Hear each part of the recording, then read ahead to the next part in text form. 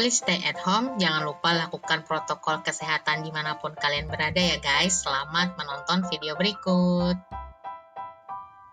Assalamualaikum, halo semuanya, semoga kalian semua dalam keadaan sehat walafiat ya. Oke, kali ini Kapten akan memberikan materi, yaitu lanjutan dari materi sebelumnya ya guys. Nah, jangan lupa ya, bantu channel Kapten agar semakin berkembang dengan cara klik subscribe, kemudian aktifkan loncengnya. Juga jangan lupa kalian like videonya dan share videonya ke semua media sosial yang kamu punya ya guys.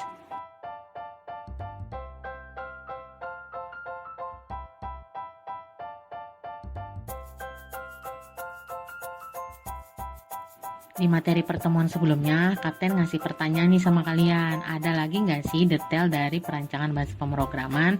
Jawabannya kan ada nih guys. Ayo, siapa yang sudah bisa jawab?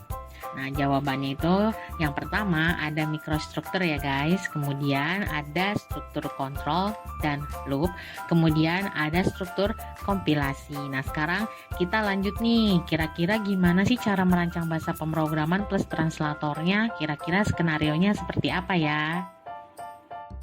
Dalam merancang translator, kita harus memperhatikan struktur bahasa seperti yang sudah dibahas sebelumnya ya guys, yaitu ada mikrostruktur, struktur ekspresi, struktur data, struktur ekspresi kontrol dan loop, struktur kompilasi, dan struktur input atau output. Nah, supaya kalian tahu nih guys, dalam membuat translator itu sangat sulit dan membutuhkan kerjasama dengan orang-orang yang memiliki disiplin ilmu terapan yang berbeda-beda. Lalu, seperti apa skenario perancangannya? Skenario yang pertama, tentukan apa yang diinginkan. Nah, kalian akan membuat bahasa pemrograman seperti apa nih? Apakah kalian akan menggunakan bahasa tingkat tinggi atau yang bahasa tingkat tinggi tapi yang problem oriented? Nah, kemudian yang kedua, kalian tentukan fitur yang mungkin akan kalian gunakan. Kemudian yang ketiga, tentukan desain dan sesuaikan dengan fiturnya. Yang keempat, tentukan rinciannya, parsing, dan error checking.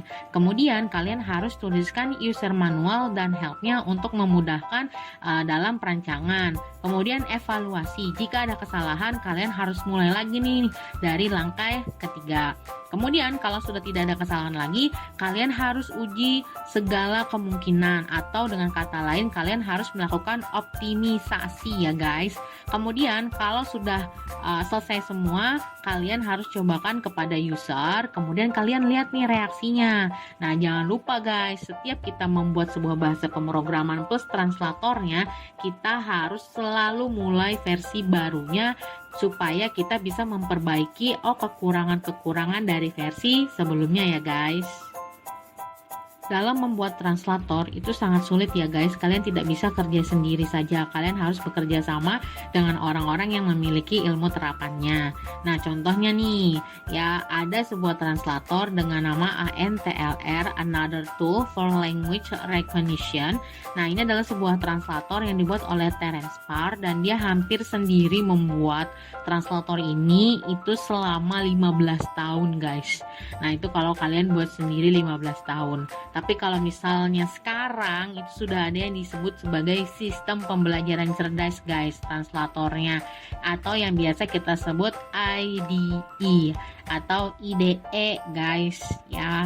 Nah, kemudian dalam pembuatan translatornya seperti apa sih gitu ya? Pada dasarnya translator yang bagus adalah yang dapat bekerja dengan baik pada mesin-mesin komputer dan tidak membutuhkan proses yang lama. Contoh seperti Dev C++ nih guys sebagai compiler. Nah, ketika kita lakukan proses kompilasi itu hanya dalam waktu sekian detik ya guys, bahkan nggak sampai 2 detik, bahkan kadang hanya 0, sekian detik itu sudah bisa. Nah, berarti compiler Dev C++ itu merupakan compiler yang sangat bagus. Oke guys, itu tadi materi skenario perancangan pembuatan bahasa pemrograman dan translatornya nih guys. Sekarang Kapten punya pertanyaan nih untuk kalian guys. Nah, pertanyaannya adalah bagaimana proses pembuatan program, dan yang kedua, sebutkan macam-macam dari translator yang basisnya adalah IDE ya guys. Dengan cara kalian jawab di kolom komentar ya guys. Dan kalau kalian adalah mahasiswa Kapten, silahkan jawab di forum diskusi e-learning. Dan kalau kalian menjawab di kolom komentar, jangan lupa sertakan NIM, nama, kelas, dan jawabannya ya guys. Sampai jumpa di materi video selanjutnya ya guys. Terima kasih, hatur nuhun, kamsahamnida.